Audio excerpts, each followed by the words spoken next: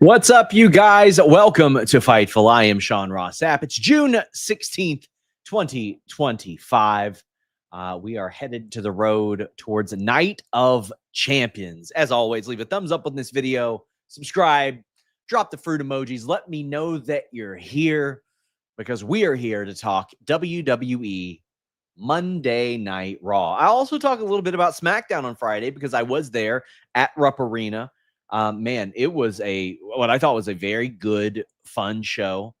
The crowd was really hot. Like, I don't know. I saw some people that were like, man, it was awfully quiet and dead. And I was like, man, not there. We have a whole bunch of videos on our shorts tab, both over here and on Fightful Scraps. If you don't subscribe to Fightful Scraps, our clips channel, please do so. But I really enjoyed Smackdown. I liked being there. It did not feel like a 3-hour show. It was star-studded. It had, Ron Killings is a big attraction, big draw now. CM Punk was over there as a surprise. Cody Rhodes was there. John Cena was there. There were some really cool moments like Hikuleo on main event. Who expected that? We had the scoop on Kiana James being backstage, even though she wasn't used on the show. But there were also some cool things like Cody Rhodes and Damian Priest. Of all the shorts we posted, that one got the most attention was them shaking hands after their match. But it wasn't just them. It was also Cody and Andrade. And again, I haven't watched the broadcast. I don't know what made TV. But it was a situation where, two guys who had feuded in AEW were showing each other some respect there, which I thought was very cool. But really enjoyed that show. But I did notice the King of the Ring match that happened on SmackDown. And let me just give you my review of the King of the Ring match on SmackDown.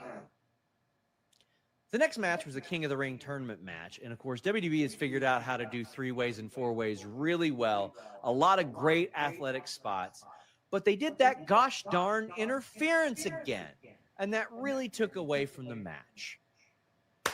Cool. Just clip that and you all can paste that 7 fucking times over the next couple weeks. That's my review of last week's King of the Ring match.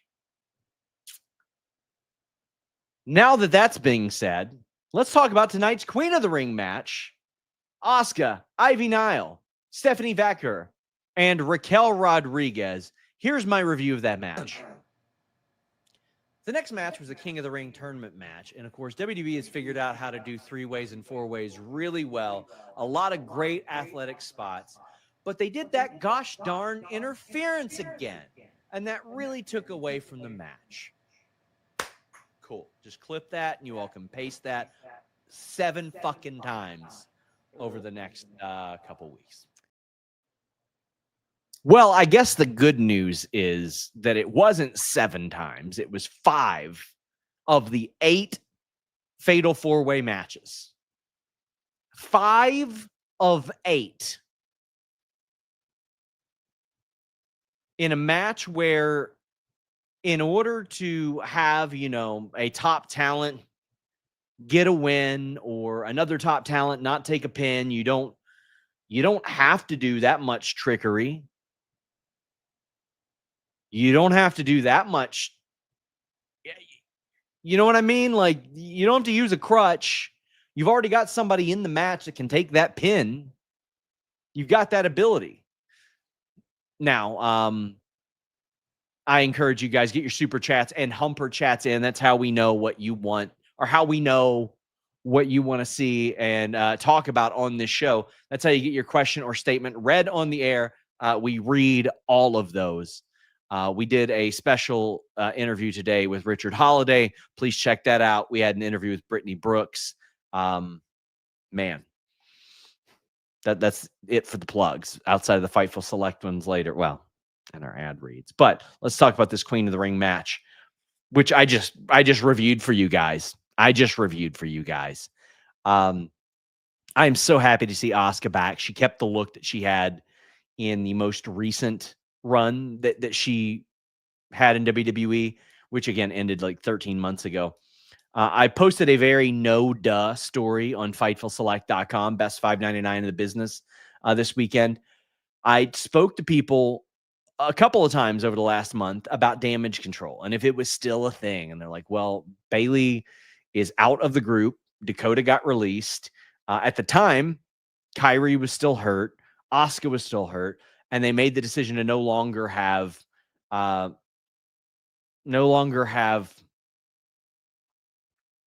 the represented by damage control or representing damage control.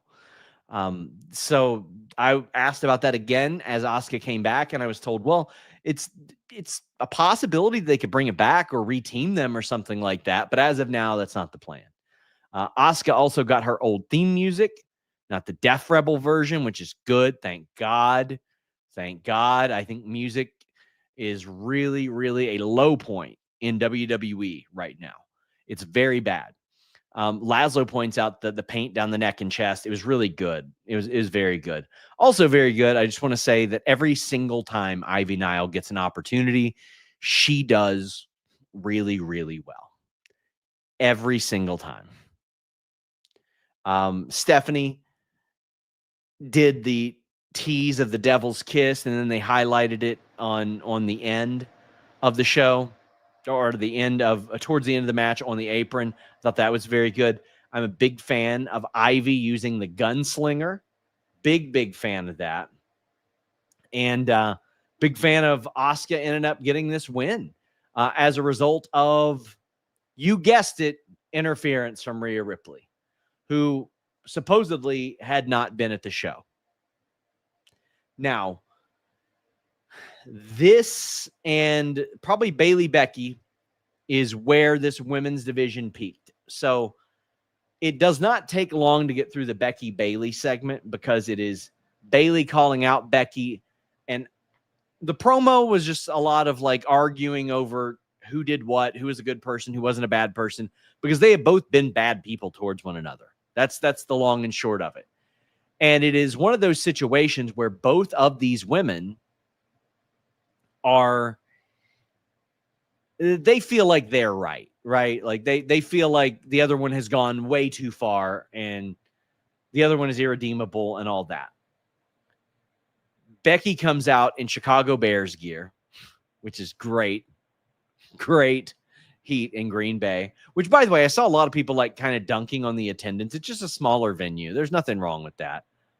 In fact, they drew more this time than last time there. I think they drew a couple hundred more. Got no issues with them running that. Like, listen, they crammed 12,000 into Rupp Arena on Friday. And that's a big increase from when I remembered them doing that 2 years ago. Bayley's going to get her match against Becky, but it's going to be in Columbus. She knows that Ohio rules, I guess, and says it's not going to be for the title. And it's like, well, all right, I guess. Sure. However, a few notes here. Yes, I do think that the Raquel gear looked like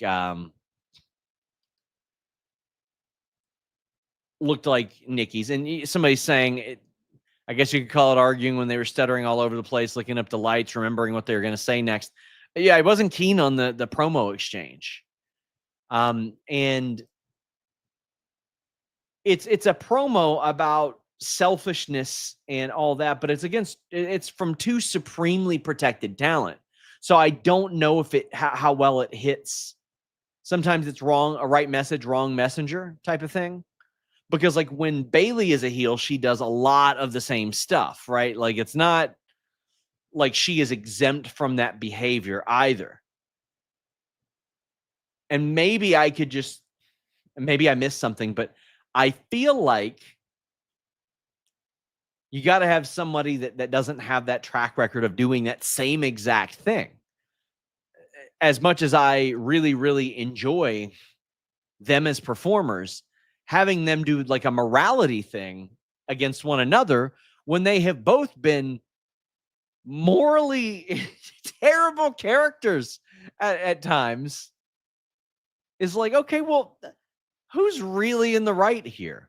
Because we know the drill. In like a year, Bayley's just going to come back and do something really terrible anyway. Becky Bayley should be a blood feud, bring up the past, talk what they did to each other. And that's what can really at least give some juice to that, is that Bayley says, well, here's the difference. I've apologized for that. I understood that I did that. You didn't. And I think those are important elements to work into this as well. K775 says, who do you have for King of the Ring and Queen of the Ring finals winners? I think Cody's going to win King of the Ring. Cody or Sammy, but I think it's going to be Cody. Queen of the Ring, let me see who has advanced. Who has all advanced? While I do that, I'll plug this. We have news on a developmental talent who is being touted as a future WrestleMania main eventer coming to FightfulSelect.com this evening. I'm going to start doing some late night stories.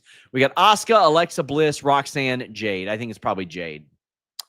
Although now if they leaned Roxanne into that spot, it would make an awful lot of sense because of what I'm about to talk about. You had Liv Morgan coming out, cutting a promo, and Io Sky comes out, interrupts her. And I love that these people are being able to cut promos in English. Like, you don't have to say a lot for us to know what you're saying. And then Io hands over the title and then kicks it into her. And I do think Asuka has a legit shot. But Liv Morgan then had a match with Kairi Sane and unfortunately injured her shoulder very early. Matthew Ham says, who is Io facing now that Liv is injured? Prayers for Liv to get well soon. I mean, that's from Adrian Wells, our good friend. Absolutely. We want Liv to get well soon. I got people saying, will she be ready for it? Man, it just happened. It just happened. And they claim it's a dislocated shoulder.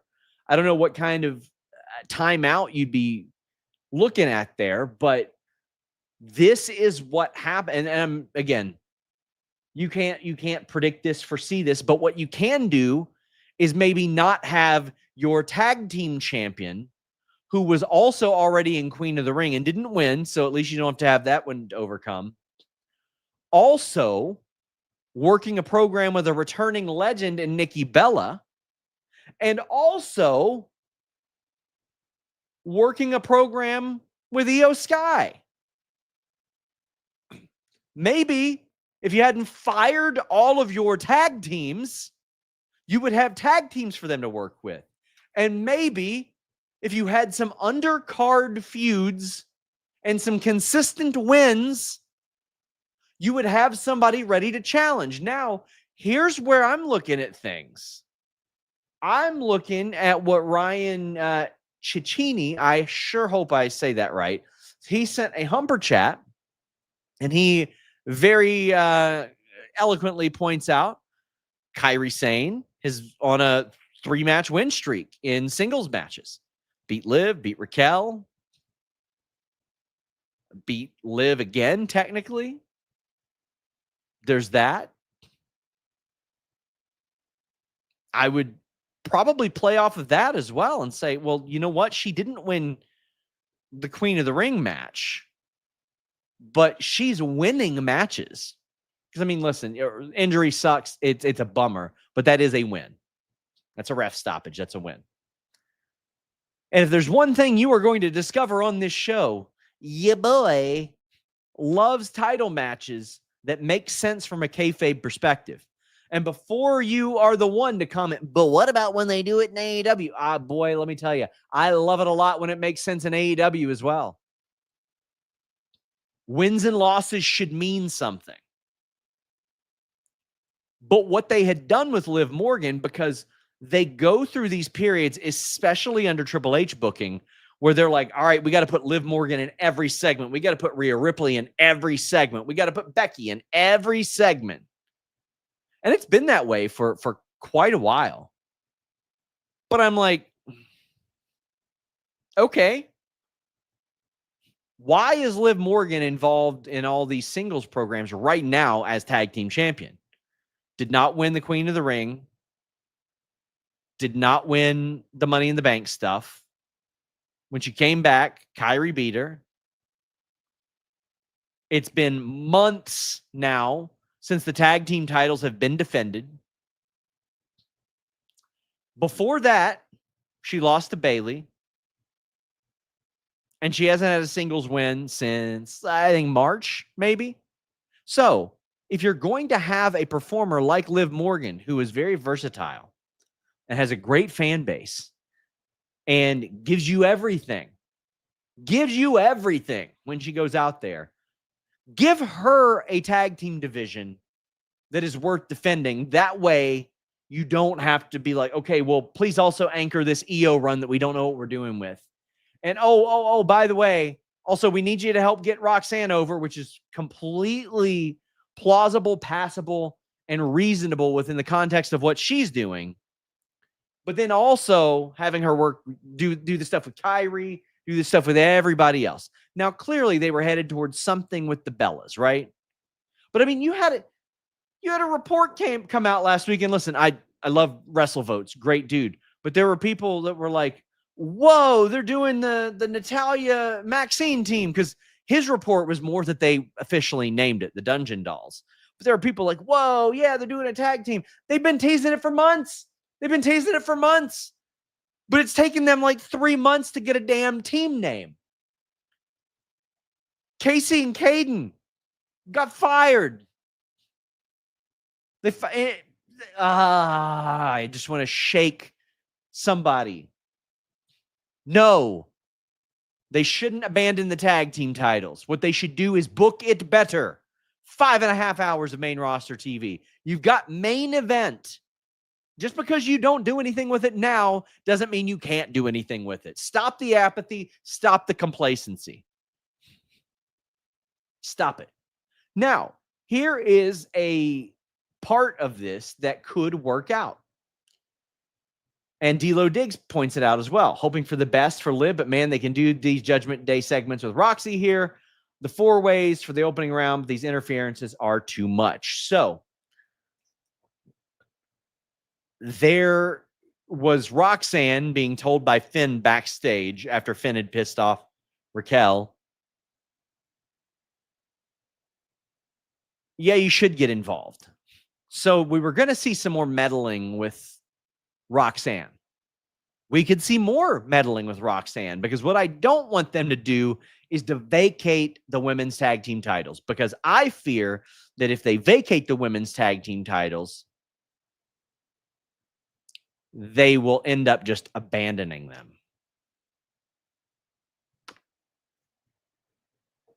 I also fear, but also I'm a little optimistic, they could simply have Raquel freebird the titles now. But if the Bellas win those titles, I also think it'll be like a lifetime achievement award where they're retired as well. You know what I mean? Yeesh. As it turns out, you should just book your women's tag teams better. Ryan says, thought Kabuki Warriors would have been added to tags. I think they will be. And Luis points out, yeah, they released Gigi. They didn't extend Shotzi. You could have put Gigi and Shotzi together on the main roster immediately. Have both of them running down in the tanks. Come on, man. The Line Drive says, out of this injury, I hope Raquel has another opportunity to be a headline act. Been frustrating as a fan of hers in NXT and Vince's fumble with her. I mean, there was definitely a little bit of a different aura there. And I want to say this, Raquel helped lead Ronda Rousey to one of the best matches that she ever had. That's one I can't remember. I think that was Ronda's second run when she didn't have like any good matches except for the Raquel one. Am I remembering that right? I believe I am. I'll go back and look, but if you guys didn't catch that, I think that was around the time that Charlotte came back or something like that. But damn, I remember looking back at that match and I was like, well, tall task for somebody like Raquel to be put in there with her. And honestly had one of the best matches that she had. And then they had Ronda beat her in like 2.5 minutes right after that. Is there any chance this Liv injury is a work? There absolutely is a chance. I want to make this clear. I don't know for certain, but from within the context of the show, I can tell you they did have some timing issues and stuff like that. But it's always possible, but I have not been told that by anybody. By anybody. Turnbuckle Time says, is Night of Champions in danger in the Middle East? Nope, it is not as of right now. It is not. But I can tell you something about that show that made me be like, huh? There's a lot of stuff that made me go, what makes sense about this? The video package with John Cena and CM Punk, where he got that promo and said, but CM Punk is going to have to admit he's a hypocrite. Admit he's a hypocrite. He immediately agreed to do that match in Saudi Arabia. Immediately. He wants that title shot, buddy. He wants that main event performance. And listen, these two fellas are getting a little up there in years, but it's not always about that when it comes to main event level performance. Sometimes you just need that confidence. And fortunately, our friends at Blue Chew have you covered, man. You know the drill. We've been talking about this for a very long time. And if you want to be doing it for a very long time, Blue Chew has you covered. It's about legacy, maybe even third legacy, if you know what I'm saying. That's what this battle's really about. Give her group chat something to talk about. You know, when you lay it down, they're going to be talking about how it gets up. Nothing makes you more of a legend than a little Blue Chew. Discover your options at bluechew.com and the code FIGHTFUL. Right now, we got a special deal for our listeners. Get your first month of Blue Chew free. Just use the promo code FIGHTFUL at checkout. Pay $5 for shipping. That's it. Join Blue Chew's mission to upgrade humanity one thrust at a time. Head to bluechew.com for details and safety info. Big thanks to Blue Chew for sponsoring this podcast for so many years. It's not just a tablet. It's a cheat code for your crotch. Stronger, harder, longer lasting. And get this, prescribed online, shipped straight to your door. You know you want some Blue Chew. Come on now. Come on. BlueChew.com and the code FIGHTFUL. Love those guys, man. Love those guys. PW Insider reported that Liv's injury is 100% legit. Well, let me tell you, Mike Johnson's one of the best in the biz. So he would certainly know, and that is unfortunate. Hopefully this injury leads to Liv winning next year's Royal Rumble. Joseph, my dude, I know you're a big Liv fan. I think one day she does win the Royal Rumble. I don't know when that will be, but I think one day she does win the Royal Rumble. On the subject of a Judgment Day, AJ Styles beats JD McDonough. I'm going to let you guess what happened throughout the course of this match. Actually, I'm not. There was some interference. But AJ won this. AJ Styles is still a dog. A dog. An absolute Douglas, this man. And JD McDonough, he always delivers in the ring. When you got JD in there, no concerns it's going to be a good match. Dude is incredible. I did actually enjoy AJ stealing the title afterwards, but then he immediately returned it to Nick Aldis. I was like, okay. All right, then. I guess that's fine. But Nick Aldis, who's filling in for Adam Pearce tonight, says, oh, by the way, you're going to get a title shot. I promise, guys, FightfulSelect.com, I've been working on an update on AJ Styles' contract. I've been working on it. It's foggy, brother. It is foggy. But I'm trying to nail it down, damn it. I'm working on it. Good match. Good match. Again, at this stage of Judgment Day, I don't know how any authority figure can keep themselves from sort of being buried by allowing this to happen. At what point would any authority figure just say, hey, yeah, I watched the show that I run, and I'm not going to allow any interference here, so you hit the bricks, guys. Yeah. Maddie Mania says, I'm absolutely heartbroken about Liv's injury. Hope they can find a way to keep her involved in all these storylines somehow. We don't know how long that type of injury will take or anything like that, but of course, we are sending our best to Liv Morgan, who, again, an integral part of this show and well-deserved. Like, I don't think they should lean on her for all this stuff, but I absolutely see why they feel comfortable leaning on her for all this stuff, because she can carry all that. She gets heat. She gets people to care about her. She's a really, really good performer. Also someone that I really enjoyed doing media with. Just a lovely person in my experiences. Xavier Woods is backstage. I don't know how many of you are familiar with Chappelle's show. Hopefully you youngins today are, because listen, it's an all-time classic. It's phenomenal. But Xavier Woods, this is how he was dressed. Like Silky Johnston of Chappelle's show fame. Player hater of the year. Hate. Now, correct me if I'm wrong.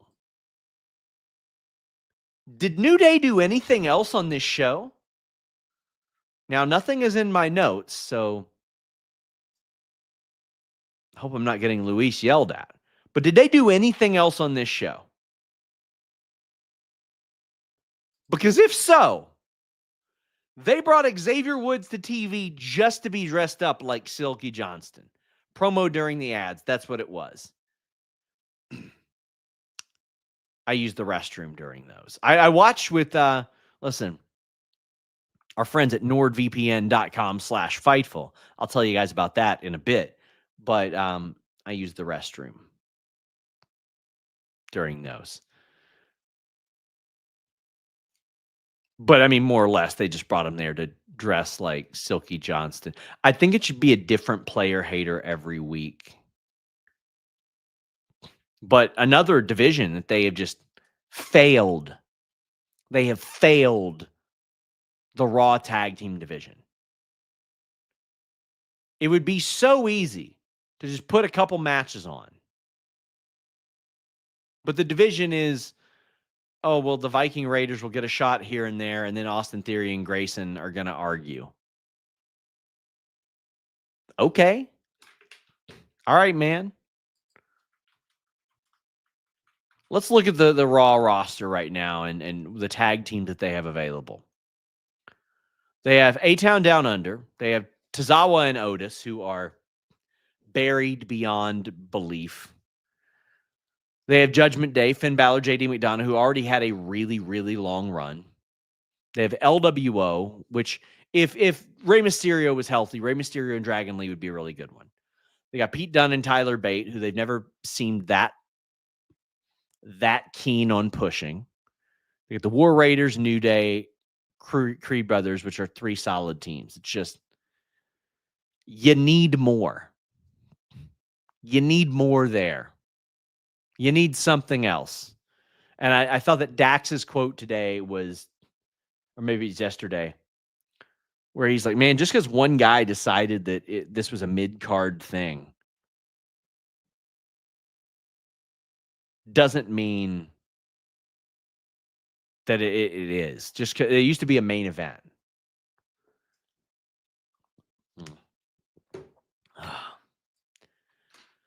The Line Drive says, I don't know why, but I love that Becky and Seth steal each other's fashion for heat. Always pos me.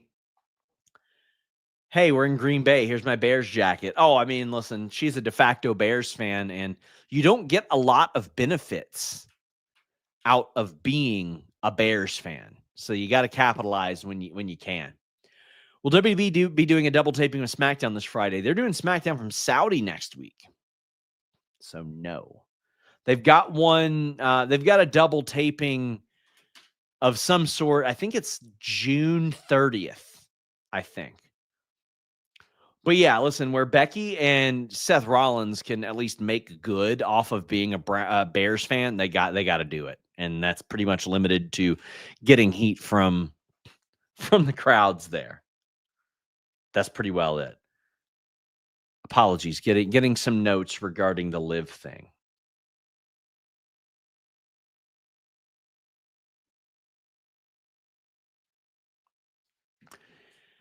Parker says, who's your hater of the year so far in 2025? So that was an award that Fightful instituted in our Fightful Awards this year. Drew McIntyre won and graciously accepted it. Swerve was up there for it, but I'm interested. I need some help from the audience. I need to phone all my friends here. Who do you all have as player hater of the year in pro wrestling for 2025? Maybe me. It might be me because I am very frustrated by this show. Very frustrated by this show. Ricochet. That's a good one. That's a real good one. Yeah, Ricochet's got to be a top one. I see people saying Cena. I think he could have been, but it has to be an individual hater of the year. Man, Ricochet running away with it. Running away with it. Swerve and Hangman combined. You mean Swangman? All right, let's talk about this promo. Gunther comes out.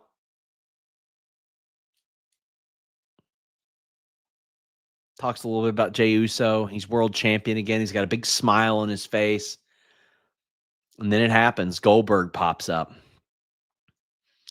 So FightfulSelect.com, best $5.99 a month in the business, had reported that Goldberg was scheduled for Saturday night's main event in Atlanta. It was the catalyst for them to do this match, right?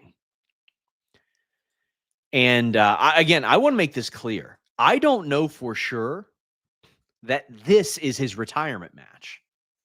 It's what a lot of people assume because it's Atlanta. It would make sense for it.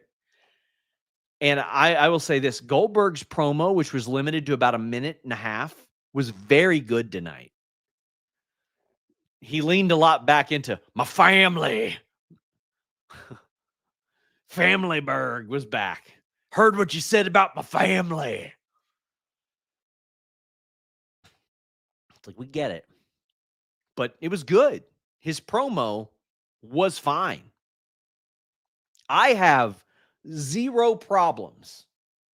I repeat, zero problems with Bill Goldberg getting a retirement match, tour, send-off, any of that stuff.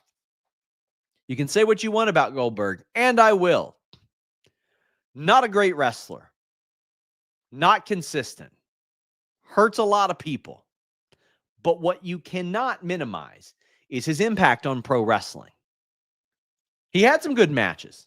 He was a good attraction. He is one of the more imitated pro wrestlers ever. He had a massive influence on pro wrestling. Impossibly over this guy. One of the few stars that they built during that WCW era. He absolutely deserves that type of send-off. And I would imagine that he saw, the kind that Sting got. And there's a lot of people that go, well, that's awful nice. I'd like to get that. And I fully believe that Goldberg deserves a send-off, an appropriate one. What I do not believe that Goldberg deserves is a world title match within the context of kayfabe, which still does mean a little something to me. Because here are the options. Goldberg has a title match. Okay, great. When was his last match? 3+ years ago. You remember what happened in that match? 39 months ago, he lost to Roman Reigns in a Universal title match. His last win was 2021. His last win before that was The Fiend. I'll let you guess what happened in between that. He lost a world title match to Bobby Lashley. He lost a world title match to Drew McIntyre. He lost a world title match to Braun Strowman.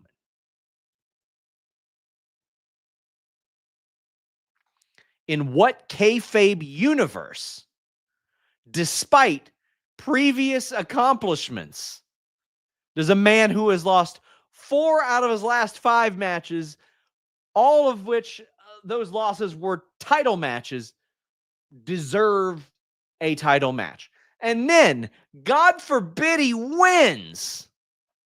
God forbid he wins. That would be miserable. Now listen, there is some hope here. Triple H has always disliked Bill Goldberg. However, Gage Goldberg is 6 feet tall, 210 pounds, and a college athlete at Colorado State under Deion Sanders. In pro wrestling, that 6 feet 210 is already a smooth 6'2", 230. And that, let me tell you, Gage Goldberg's only going to get bigger. And you know they're just aching for him to roll into the Performance Center after that. You know it. You know they are dying for the eventual Gage Goldberg, Braun Breaker.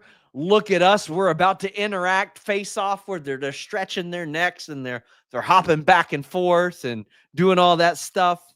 You know they are. Oh, man. Whew. Luis says, if Goldberg wins the title on the same day Hangman wins the belt off Mox, we will not hear about it at the end of it on that post show. Yeah. Now, if this is made like a career versus title match, if Gunther says, what makes you think you deserve a title shot? I'm not willing to put it on the line against you unless you put something on the line. Well, then I'm okay with that. That makes sense from a kayfabe perspective. Valab says, Bill Goldberg. I'm in the habit of calling him Bill Goldberg because of the Bret Hart thing. I'm going to do a full Fightful Studios video on this in the future. But one of my favorite stories about interviewing somebody was Bret Hart, where I was like, okay, I want to do something different. I want to get the positive Bret Hart interview. And I talked to him about El Dandy. And I'm like, man, like, I know you didn't like your WCW run, but like that promo was very funny. There was a lot of underrated stuff there.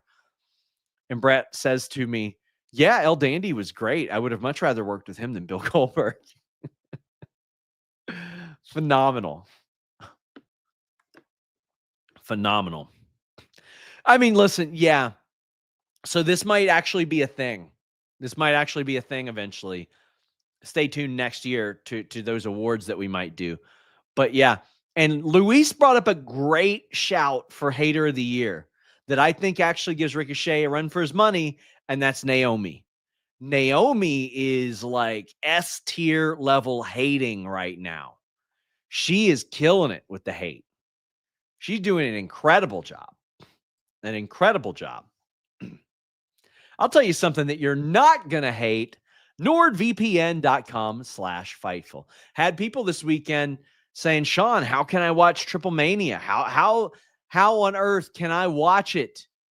Well, NordVPN.com/Fightful is how you're able to watch it.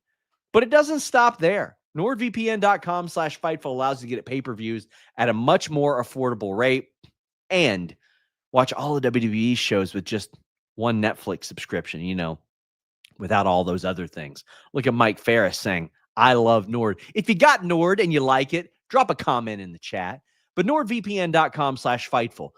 You might say, well, I don't know if I'll like it. 30-day money-back guarantee, 24/7 tech support, protect your online activity. You can also get an Amazon gift card with one of their deals, which, by the way, has a mega discount plus 4 free months. They are constantly throwing stuff at you.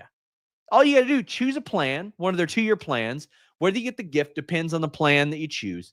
Use NordVPN, remain a customer for 31 days, and after 31 to 50 days, they will email you an Amazon gift card. Now, there are some terms and conditions. Check it out at nordvpn.com/Fightful. But this is available for all your devices, all your operating systems, all that stuff. I've got it on, I think, 5 or 6 devices up here. Let me think. Router, desktop, Surface Pro, Studio PC, Smart TV, phone, 6 devices up here. 1 subscription. Fastest VPN on the planet.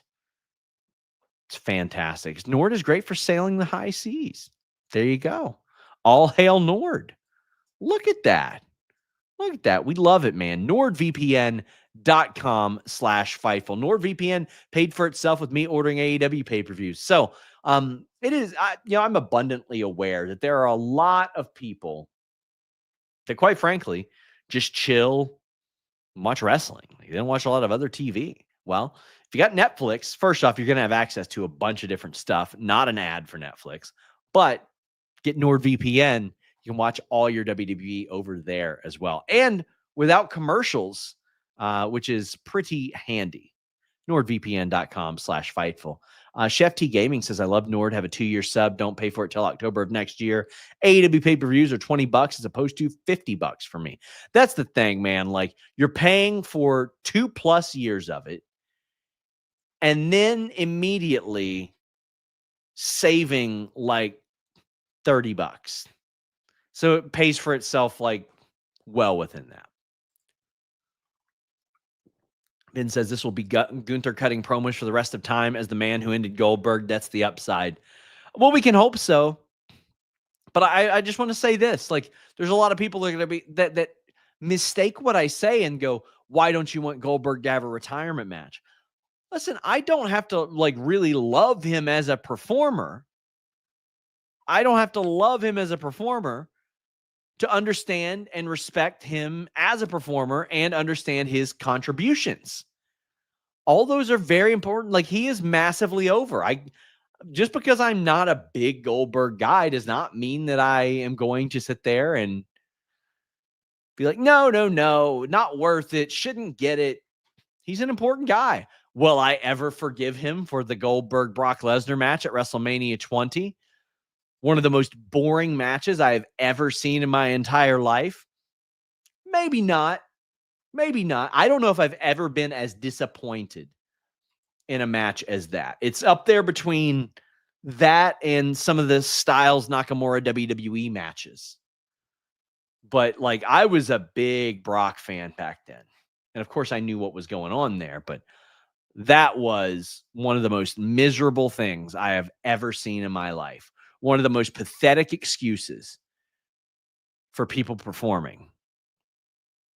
And then, listen, the Taker thing was beyond dumb. Why are you going to bash your head into a locker? Oh, you're so cool. Bashing your head into a locker. Again, you're putting the life of someone in your hands, a life of a beloved performer in Undertaker. It's just, I don't get a lot of that stuff. Gotta bash my head into a cage or a locker to get pumped up. Yeah, all right, man. All right, man.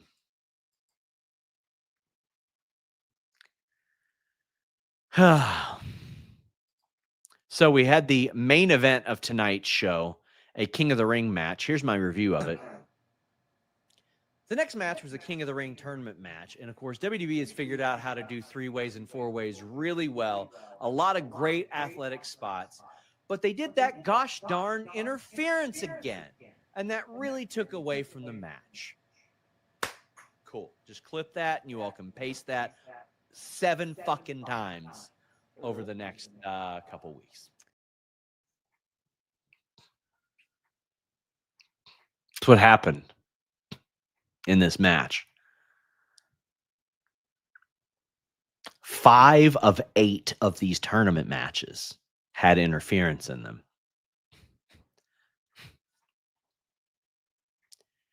And I honestly hoped that when I did that bit a week ago, that they would not do that. They would not make me right in that. Why do you need interference in 5 out of 8 fatal 4-way matches that already aren't DQ and you have a baked-in crutch?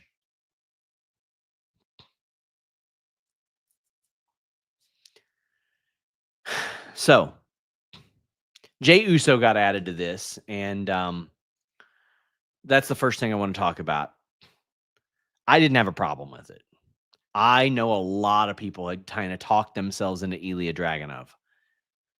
I feel like it is unfair to expect that man to be back already, guys. It's something I had mentioned last week.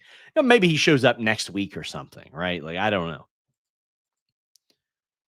But we are talking about a guy who tore his ACL and didn't have it repaired till October of last year. The current NBA season was getting started in the preseason right then. Think about that. If a player tore their ACL in the preseason, you wouldn't expect, oh, well, they can still be back for game 5 of the finals. You're not going to expect that. I think it is an unrealistic expectation, and people go, yeah, but he's a freak. I mean, I guess, sure. But, come on now. You're trying to fight science here. He's a 31-year-old man. He'll be 32 this year. I want him back too. I definitely want him back too, but I'm like, let's set some realistic expectations for the gentleman. Okay? Listen, Brittany Brooks, miraculous return, right? Like, I had an interview with her this past week. Brittany Brooks, I believe, tore her ACL, or at least that's, what they said. And came back in months. Like, it was miraculous the way that Brittany Brooks was able to make a comeback. She's also 20 years old, maybe 20. Not common what happened with her. Absolutely not common what happened with her coming back in 6-7 months. So, Jey Uso is still impossibly over, man. How can I don't get all the hate. I understand not the strongest in-ring performer, but when you see these entrances and you see all these kids and you see how excited they are to be a part of that entrance, it's lost on me how so many people can be like, well, no, I don't quite understand why they're pushing this guy that moves a lot of merch and is mega over. And even though he's not the strongest in-ring performer, people are still into his matches. It's like, come on, man. He's got everything but putting on nonstop bangers, and that's the last thing. There's a lot of people that listen. LA Knight is in a very similar boat. It's just he's not getting the push. You know what I mean? Ryan Sassini says, I get the rants, but wouldn't hate a summer war games of Seth Group +1 versus Sammy J. LA Penta. So they are. Let me talk about the match first off, because all that, because they threw everything at the wall. They really I felt like they just decided to troll me with this. Sheamus and Rusev had some interactions there. That's clearly going to continue. Bronson Reed hit the tsunami. There was a brogue kick. There was a spear. All that stuff. But there was massive interference in this. Tons. Everybody got involved.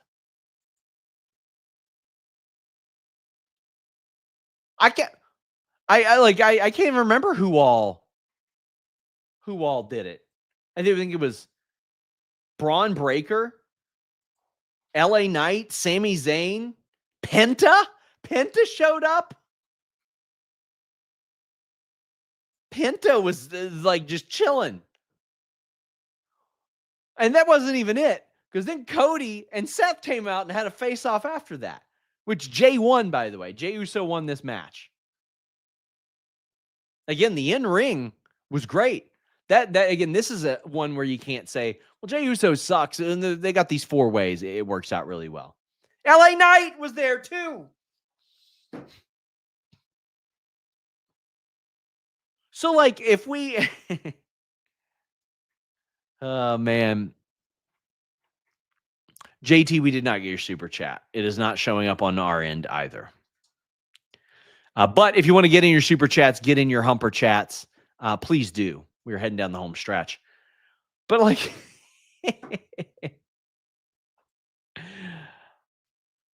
the average number of people to interfere per King and Queen of the Ring match is over like 1 because of this, right? Like, because they had so many people. I don't know if you can count Cody and Seth because they came in after, right? But Cody and Seth had a confrontation at the end because Cody saved Jey Uso. And, you know, it's funny because like the Cody thing with Seth, they've done that match to death, but as soon as they locked eyes, it's like, okay, they've done it long enough ago. And even though one was a babyface, one was a heel, and those roles are back to where they were, it's been long enough, and they've had enough history since then that you go, oh, okay, yeah, but now it's different. Because Seth Rollins made amends for a lot of the things that he did prior, and now it's like, well, what direction are they going? To me, that was the single most fascinating part about this entire show. Was Cody, Seth, them running it back with the history around it. Listen, sorry about the hiccups. I feel the same way with like Swerve and Hangman and AEW. I don't mind if they do this match over and over again if it has a reason, history, emotion, and motivation behind it. I'm always fine with that with Kevin and Sammy. I was like that with Shawn and Triple H. Like, there are just some people, Eddie and Ray, there are just some people that you do that with, and it works out really, really well. K775 says, initially thought Seth would cash it in on the World Heavyweight title, but now I might think it might be Cody at SummerSlam. I could absolutely see that happening. I could see Cody winning the world title from John Cena, and then Seth cashing in after Cody wins King of the Ring. I could also see that being Sami Zayn winning King of the Ring, beating Gunther, and then Seth cashes in as well. Did they chant "No one cares" when Bayley talked about how special the tag titles were to her? Whew. And he says, also, do you remember what Gold feels like? Line was brutal, even though she was champ just last year. Yeah, there were a lot of things that didn't make sense in that promo. And I was like, Wah. Vin says, was Bella not used because Liv got hurt? Do you think Cena had to bless her return to be backstage with him? Or is that more WWE letting him know? Sorry if asked. So Vin, I have never heard of an issue regarding professionalism surrounding Nikki, Cena, or their involvement when around each other.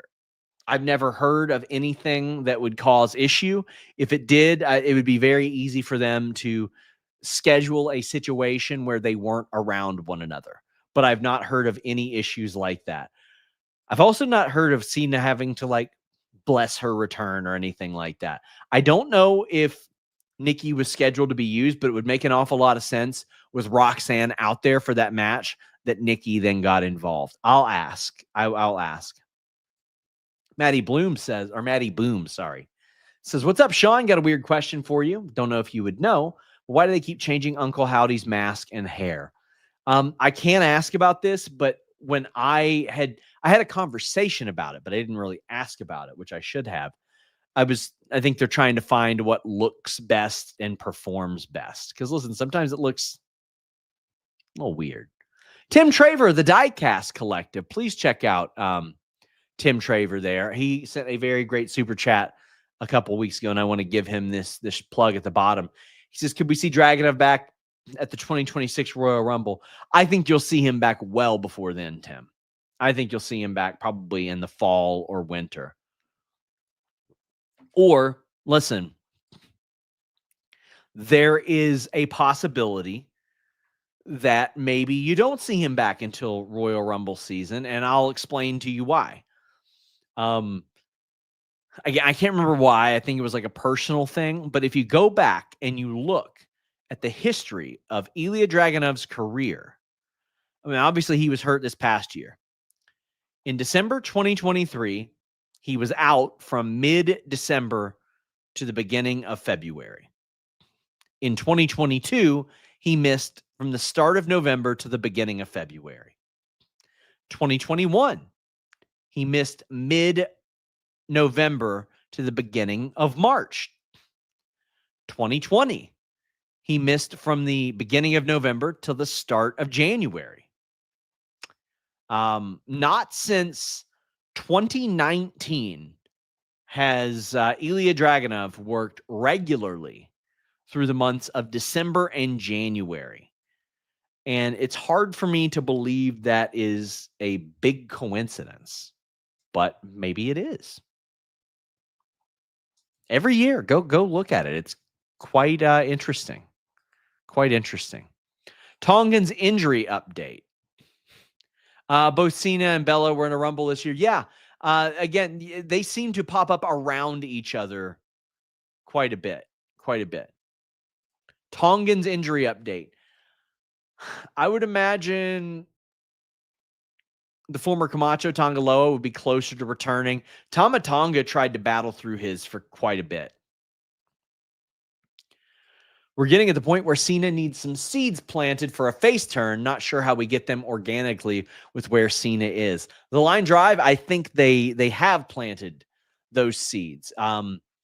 Whether it be Cody or Punk, I can't remember which one, said that he would be on a bit of an apology tour along the way and be like making amends for a lot of the things that he says and does. Misfit Wrestling Podcast says it's time to retire those tag belts. They've been cursed since day one. No. Stop making excuses for these bookers. Stop it. Stop it. It's scripted pro wrestling. It is as interesting as you book it. Had a funny conversation with a lot of people who apparently didn't watch wrestling after 2018 this week. I'd reported about AEW unifying the International and Continental Classic Championships, a mid-card championship and an upper mid-card championship. Now, here's the difference. Tony Khan, when told, oh, your mid-card titles, he says, I don't view those titles as mid-card titles. WWE has never commented on theirs and said that. They never said, well, this is a mid-card title. This isn't a mid-card title. Because why would you? Why would any promoter with half a brain say, this is a mid-card title? No. You try to maximize the importance of your titles. But I had so many people that just couldn't believe, whoa, you mean they're going to do two top titles? What? Like there isn't WWE Raw and SmackDown with two top titles. Then they'll say, but they got a brand split. Do they though? Do they? Because whenever somebody wants to hop over to one show, Cody Rhodes was on Raw tonight, guys. CM Punk was on SmackDown last week, guys. It is not real. It is not real. And people, I saw somebody say, yeah, well, Tony once said that about the TNT title. Do you guys remember what the top prize on this show has been a number of times when Roman was home or Brock was home or they had one title? They tried to maximize the IC and the US titles. That's what they tried to do. Now, what AEW is doing is really establishing, hey, we're doing a unified title. It's going to be on that level. I was so baffled by people pretending like they didn't remember that. Goldberg title match. Is this 2019 again, buddy? When you really go back and look at how many title matches they've given Goldberg on this last run that has lasted 8 years, 2017, 2020, 2021, 2022. We thought we were done with it when he had that terrible Goldberg or that terrible Undertaker match, right? Thought, okay, no more title matches. Please, for the love of God. Then he won the title. Lord Zypher says, assuming War Games is not happening, what do we expect to main event Survivor Series? I won't assume that's not happening, but probably something involving John Cena. Something involving John Cena. Who would you like to be Cena's last match opponent? To be honest with you, I'd like to see it be Braun Breaker. I would like to see it be a guy that just honestly takes old Yeller out back, puts him out of his misery, and that's the one where John Cena goes, all right, that was it for me. I can't do it anymore. He leaves his Reebok pumps in the ring. Gunther is also a good one. Also a good one. It needs to be somebody that can really benefit from it. Really benefit from it. Anthony Vajonas says, decent Raw. Cody Orton in the finals. Roman returns at Saudi, prevents Seth cash-in. Braun spears Punk. Punk Braun SummerSlam. Roman Seth SummerSlam main event night 1. I mean, gosh, that's absolutely something I forgot. They got to do 2 nights of main events for SummerSlam, right? So Cena will certainly main event one of those, but he also says Seth cashes in on Cody night 2 when Cody beats Cena. Anthony, I think these are honestly pretty well in line with things that could happen. Cody winning the King of the Ring is something that I think is a real possibility. I think that him winning the world title is a real possibility. The easy heat from Seth doing that, especially with the seed that they have planted now. Cody and Seth is something that they can always go back to because they have crafted that story very, very well. And I feel like Cody and Seth have also done a very, very good job of making you care about that and showing each other at least the respect surrounding that situation. I think that Cody and Seth are really doing that, and Jey Uso is playing his role really well. So Soupy Toaster Sun sends a humper chat and says, feel like Triple H is doing the Sammy going for the championship in NXT thing, where he kept being told to do more ruthless things to win. Probably in similar. Owens wrecking him immediately in NXT. Rollins doing the same at SummerSlam with Gunther. So now we have somebody speaking on the other end of it, which I think is good that WWE has their flexibility of a feel-good moment of Cody again winning the title or Sami Zayn winning the title and Seth Rollins cashing in. So backstage, Karrion Kross approaches Sami. He basically lays out that Randy Orton's going to beat him, and Sami goes, all right, Playboy, well, whenever that happens, I'm going to come back and I'm going to whip your ass because I think that you are cloaking all this tough talk and all this manipulation outside the ring because you can't get it done in the ring. And Karrion Kross is all too excited to hear that and still getting really good reactions. And hopefully by the time that happens, he has a new contract and they capitalize on that because I have maintained pretty heavy interest in this Karrion Kross, Sami Zayn stuff. Another one of the best things on the show. FightfulSelect.com in moments will have a new report on a WWE developmental talent that is being referred to as a future WrestleMania main eventer.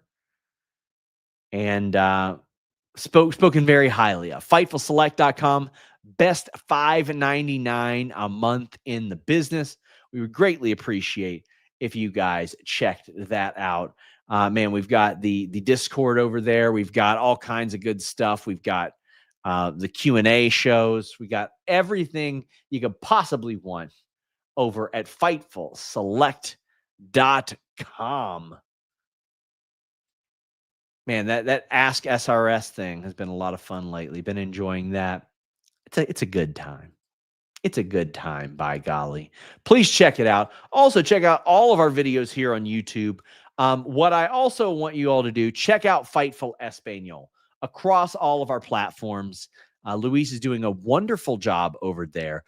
We have shuttered the Espanol Select. So here's what we're going to do. When we have an Espanol exclusive, it's going to be free on our platforms over there. We are on Twitter, Instagram, Facebook. We're going to grow that end like that. So please, if you speak Spanish, follow those. We're going to be doing some giveaways as well, some mask giveaways. Very excited. But yeah, guys, it's been wonderful. It's been wonderful. Follow Fightful Espanol on Facebook. Not just follow Fightful Espanol on Facebook. I am over on Facebook as well, debunking a bunch of fake news and all that. Man, lots of good stuff. Until next time, my friends, we're out.